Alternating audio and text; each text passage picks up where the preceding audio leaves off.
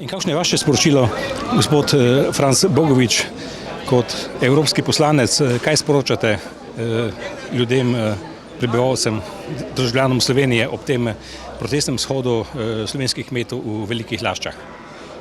Najprej iskreno podporo sindikatu kmetov, ki je organiziral ta protestni shod v podporo tistim, ki jim zveri že več let, ponekod že tudi več desetletij, uničujejo njihovo čredo. V zadnjem času, predvsem v letošnjem letu, so stvari ušle povsem iz nadzora in kljub zelo kulturnim in urejenim prigovorom in na nek način opozorilom, kaj se dogaja, so bili neslišani. In zato je bil potreben takšen shod, potrebne so te zahteve in jih podpiram, ki so jih kmetje tudi pripravili, in mislim, da je treba narediti to, da bodo kmetje lahko opravljali svojo osnovno dejavnost.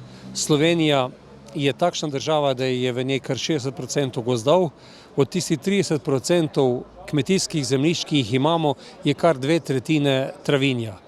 To travinje je lahko obdela zgolj preživkovalci, bodisi govedo, bodisi ovce, in tisti, ki govorijo o tem, kako je treba zmanjšati čredo govedoreje, mislim, da govorijo prav napačno. Zveri so vedno bližje ljudem, počasi ogrožajo tudi bivanje ljudi na podeželju, zato mislim, da je prav, da se enostavno s temi stvarmi prekine in da se normalizira stanje, kar se lahko naredi samo z organiziranim odstrelom, kar tudi veleva naša zakonodaja. Upate, da je ta shod zadnji ali bo potreben še kakšen?